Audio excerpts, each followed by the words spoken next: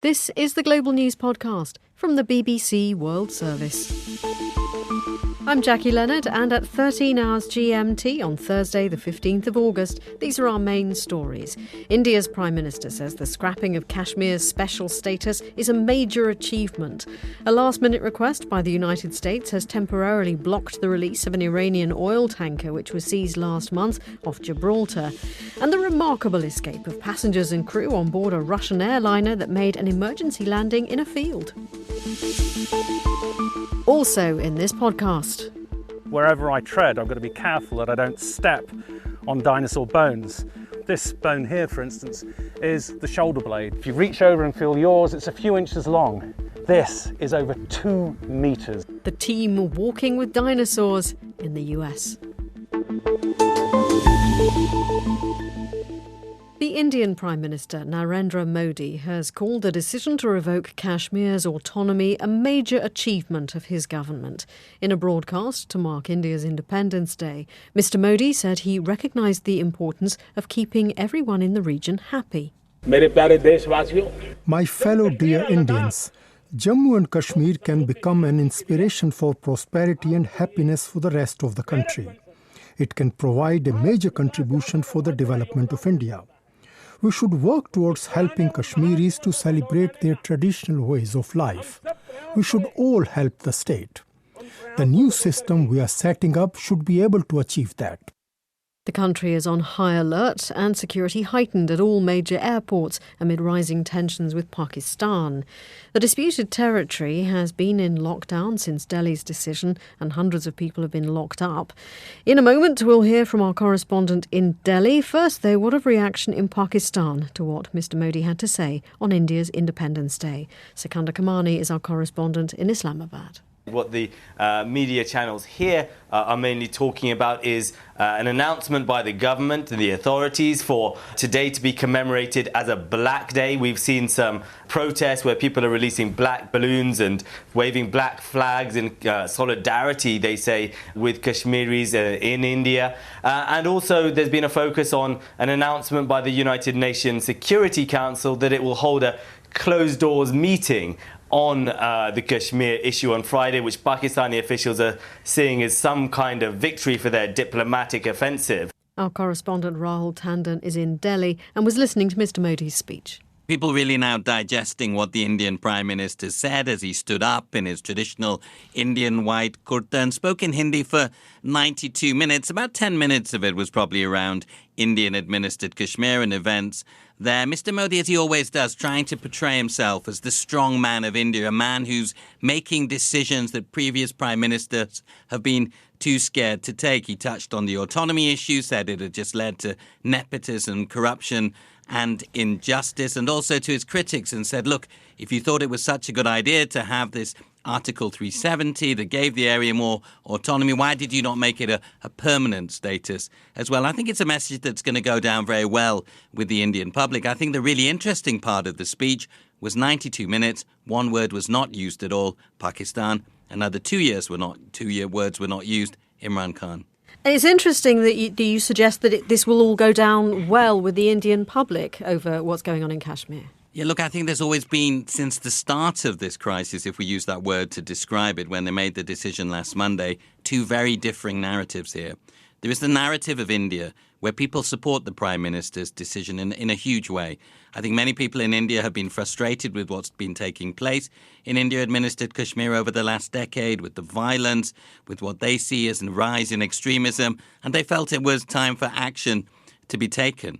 The problem is that within the Kashmir Valley, where the majority of the Muslim community live in Indian-administered Kashmir, we're certainly getting a sense that that isn't the feeling. But the lockdown remains there, Jackie. On day 12, the internet is still cut off. Whilst the rest of India is able to go out on the streets and discuss the Prime Minister's speech, that isn't the case in Indian-administered Kashmir. That was Rahul Tandon speaking from Delhi. Next to a developing situation in Gibraltar, where a last-minute request by the US has temporarily blocked the release of an Iranian oil tanker which was seized last month off Gibraltar. The Grace 1 was accused of smuggling oil to Syria. The captain and crew were held and their passports seized. My colleague Dan Damon has been speaking to our diplomatic correspondent, Jonathan Marcus. It raises many, many more questions than it answers. On the face of the reports, the Americans seem to be calling for the ship in some sense to be handed over to them, that they want to seize the ship. That's not entirely certain. But of course, the difficulty we have here is that for all intents and purposes, the vessel looked as though it was going to be released today. The Gibraltarian authorities have made that clear. The captain and 3 of the officers of the vessel were released from detention. All the indications were that that ship would have been released, and of course the hope was that that in some way would clear the way for Iran to release a British flagged vessel, the Stena Impero, that they had seized subsequently. The American Justice Department's late intervention, as I say, raises all sorts of questions.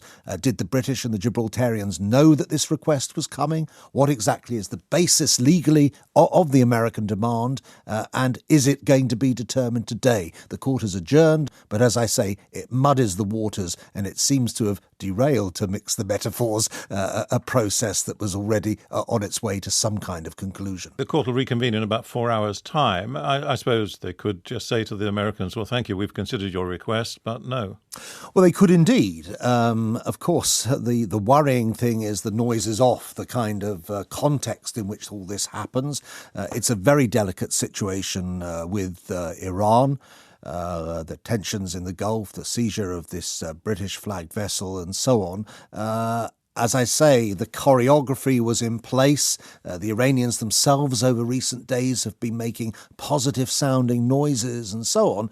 If it's seen that at the last minute the United States certainly, maybe unbeknown to the British and the Gibraltarians, has intervened in this way, if it throws a spanner in the works, I think that is only likely to, it's likely to cause considerable tension between Britain and Iran, and I think it's only likely to up the tensions again in the Gulf region itself. That was Jonathan Marcus. The Chinese ambassador to the UK, Liu Xiaoming, has held a news conference to address the political crisis in Hong Kong. Huge pro-democracy demonstrations have engulfed the region for over 10 weeks. Some of them have become violent. Our correspondent Naomi Grimley has more. The ambassador said Hong Kong was at a critical moment. He said he hoped the chief executive, Carrie Lam, would be able to restore order there on her own. But he warned that if the situation got worse, the central government would not sit on their hands. Should the situation in Hong Kong deteriorate further into unrest uncontrollable for the government of the Hong Kong Special Administrative Region, the central government would not sit on its hands. We have enough solutions and enough power within the limit of basic law to quell any unrest swiftly. He also warned Western governments not to undermine the stability of the territory, arguing its prosperity was important to everyone. He went on to blame international media organisations for pouring oil on the flames by radicalising demonstrators with selective reporting. Our correspondent in Hong Kong is Jonathan Head. The occupation of the airport, of course, was massively disruptive, and there is some debate even within the protest movement themselves about whether that level of disruption is counterproductive. Some think you've got to make that kind of impact to keep their message coming across. Others say we're losing sympathy, particularly the scenes where we saw protesters lose their cool and attack people that they believed were undercover officers. That was a very ugly moment in what had otherwise been a very idealistic protest movement, and they've issued apologies. Of course, they've given a propaganda gift to the Chinese state, which is demonising them as nothing less than terrorists. But we haven't seen significant protests at the airport since then. We are expecting mass rallies this weekend, so I think the protesters want to make it very clear that they've not given up. There's been no concessions at all from the Hong Kong government, so we're still very much in the same position, I think, that we've been in recent weeks. That was Jonathan Head in Hong Kong. Officials in Malaysia say a post-mortem examination has found no evidence of foul play in the case of the French-Irish teenager Nora Quara. The 15-year-old disappeared from a holiday resort on August the 4th. Her body was found on Tuesday following a search through dense jungle. Nora, who had learning difficulties, was on holiday with her family. Mohammed Mat Yusop is the local police chief. The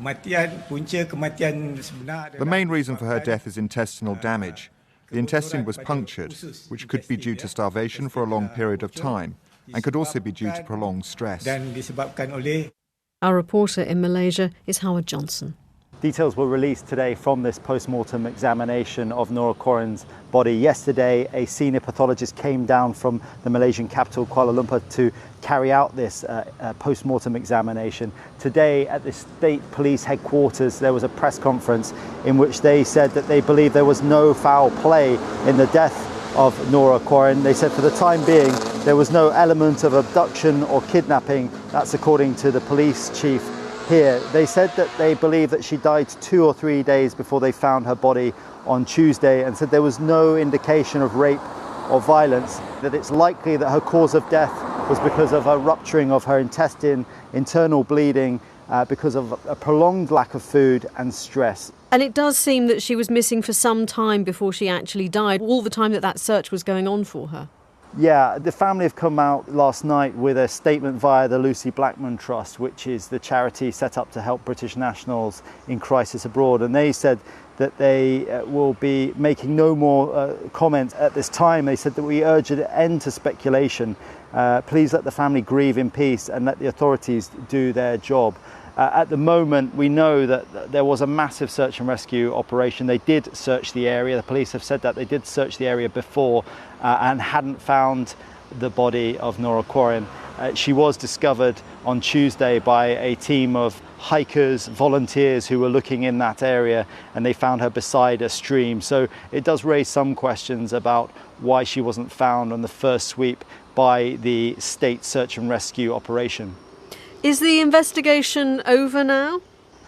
As far as we know, there will be no more police press conferences updating on any element of this search and rescue operation, and then obviously the post-mortem examination that happened after that. Every day covering the story, there has been a lot of media activity at the police headquarters, or at the hospital, or at the local police station in Pantai, close to where Nora Corin went missing. But as far as we understand, there will be no more updates for the time being. And as I've said, the Lucy Blackman Trust say that the family will not be talking anymore. We can expect another statement from the Lucy Blackman Trust, and that should be issued a little bit later today. That was Howard Johnson in Malaysia. Still to come in this podcast. For the loser now will be later to win, 'cause the times they are a-changing. It's 50 years since the Woodstock Music Festival, but why did Bob Dylan miss it? Find out later.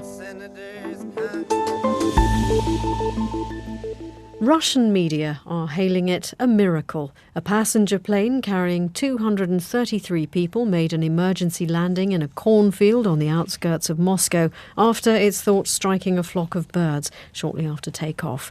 23 people were injured. Passengers have been posting videos on social media of the landing and saying how relieved they are to be alive. There was a stony silence on board. Everyone was waiting for their fate. Then the plane hit the ground hard. I held my baby in my hands. I was afraid she'd be shaken badly because she's so light. Our Moscow correspondent is Steve Rosenberg. You said that it's being described as a miracle, and yes, it is. But I think, instead of miracle, we should talk about the skill of the pilots who managed to bring down this Airbus with damaged engines, with a bump, but safely, intact, allowing the more than 230 passengers and crew to get out of that plane alive. So the passengers are relieved. The Kremlin is also celebrating. President Putin's spokesman a few minutes ago said this was a good day, and he called the pilots heroes. The plane was irreparably damaged, wasn't it? Yeah, I don't think the plane will be flying again, but the fact that everybody got out alive is great news for people here. There's been so much bad news in this country the last few weeks, submarines sinking and explosions in the far north, that a piece of good news is well received here. Definitely very good news indeed.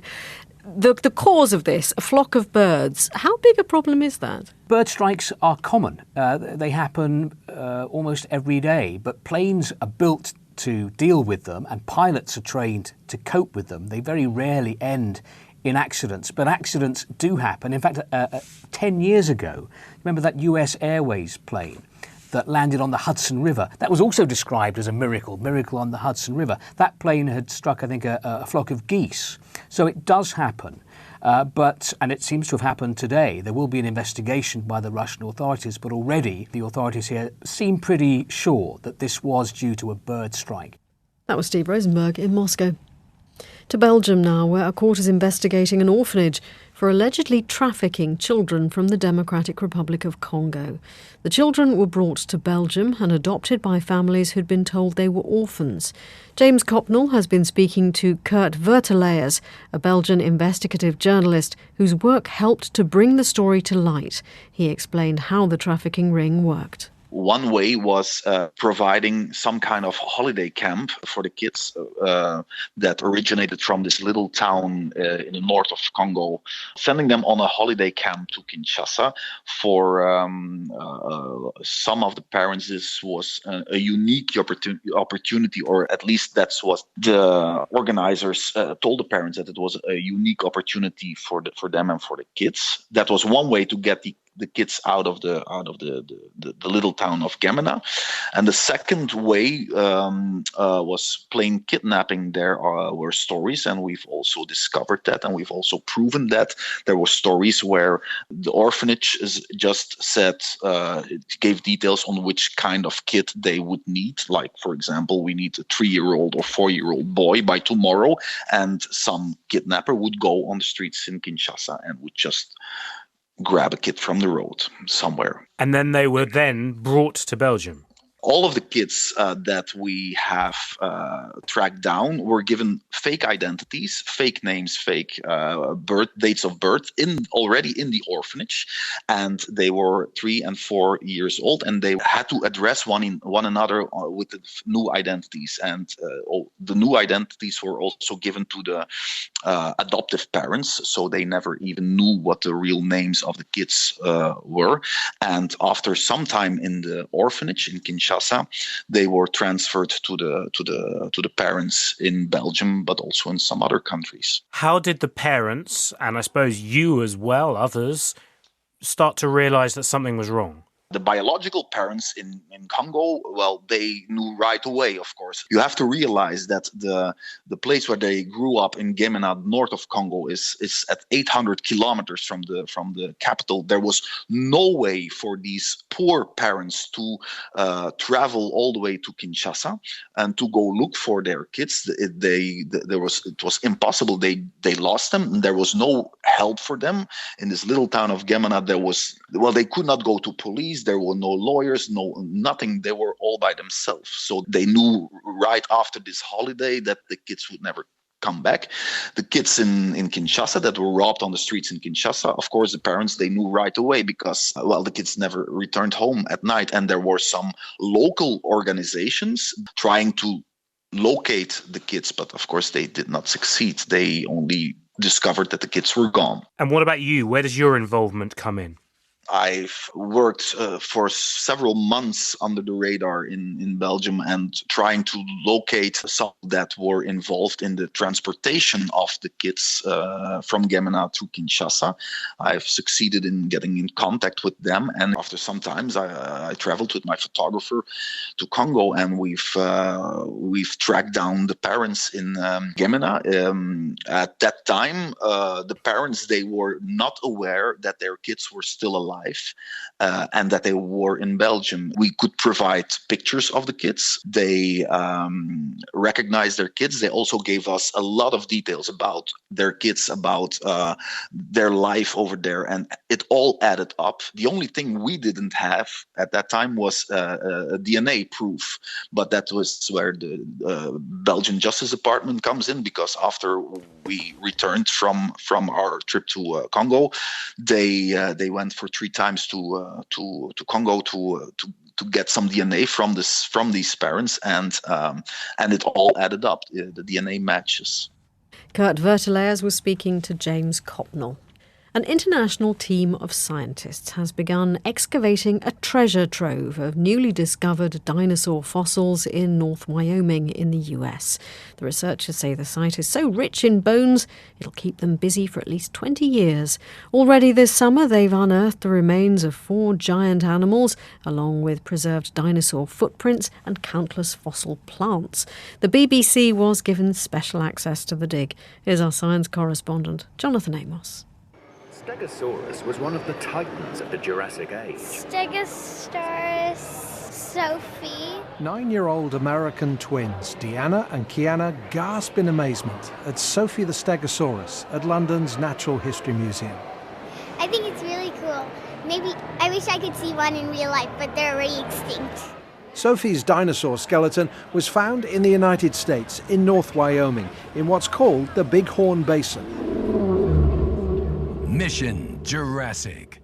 More than 100 scientists are currently working with the Children's Museum of Indianapolis to unearth new dinosaurs at a secret location they call the Jurassic Mile, an industrial-scale dig to discover fossil bones, plants and even footprints. The size and scale of this whole site is breathtaking. Phil Manning from the University of Manchester is the co-chief scientist on the dig. There's an embarrassment of riches. That's the biggest problem. We have almost too much bone. Here, we're up to our necks in dinosaur bones. It's ridiculous. Hi, we're Lone Star on Sirius XM Prime Country.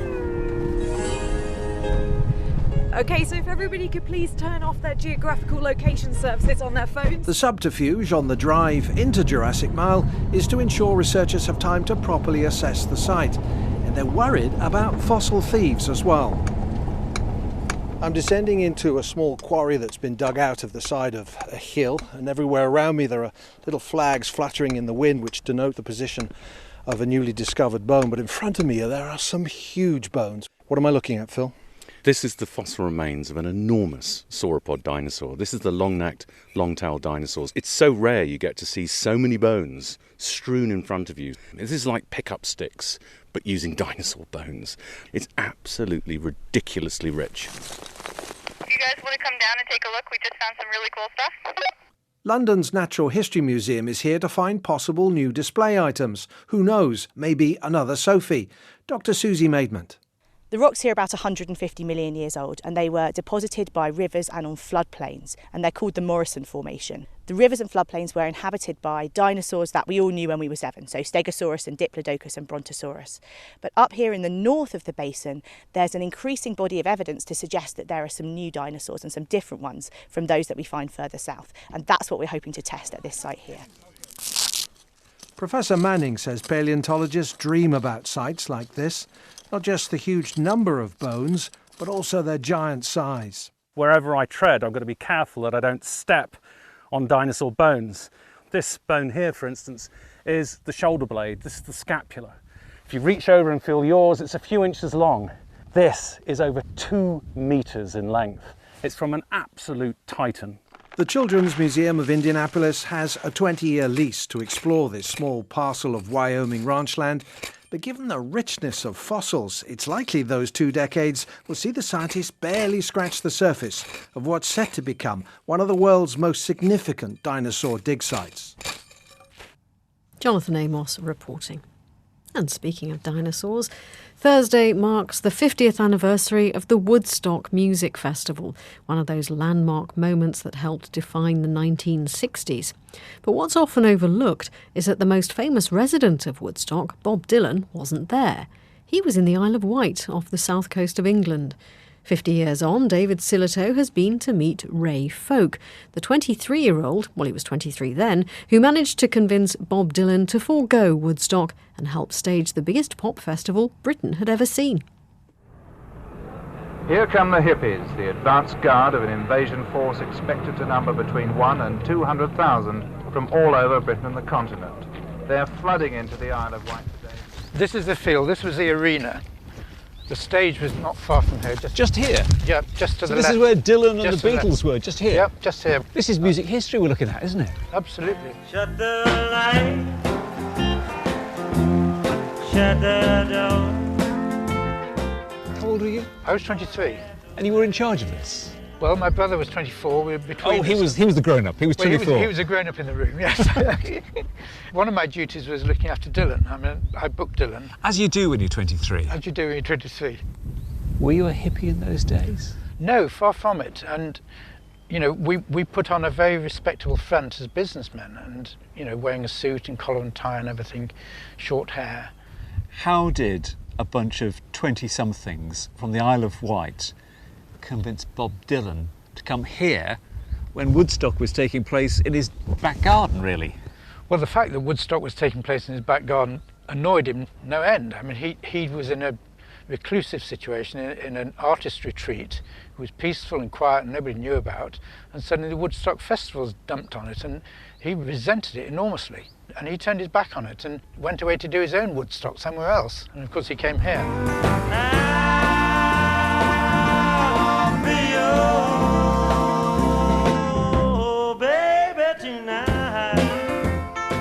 We are a bit eclipsed by Woodstock, but really I think it compares with Woodstock favourably because we had the biggest star. That amounted to all the other stars put together as far as I was concerned.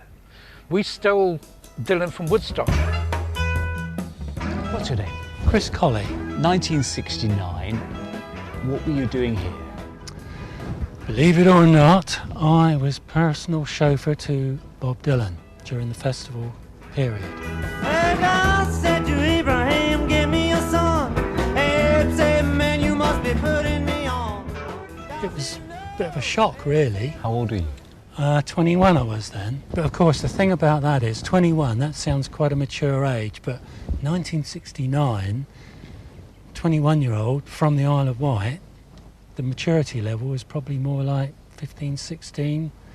So it was all quite exciting. Out on Highway 61.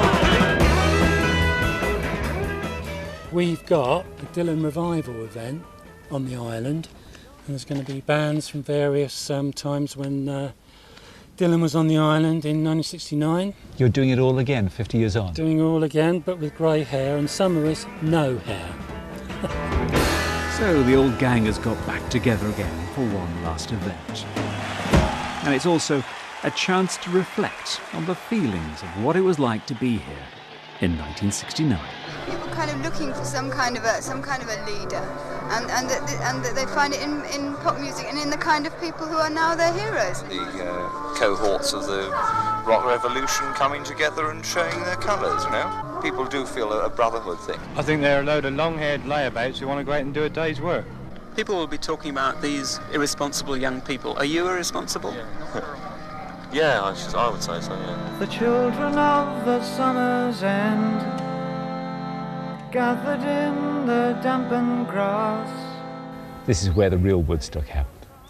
I think so. It was about more than just music, wasn't it? Oh, absolutely, yes. It was about, are there ways to make this world work, and are we helping by just slotting in and becoming executives and going to work every day in a suit? So that kind of movement was fantastic while it lasted, but it wasn't very long lasting. The order is rapidly fading, and the first one now. Of course, Dylan had written the theme tune to it. He'd written The Times Are Changing.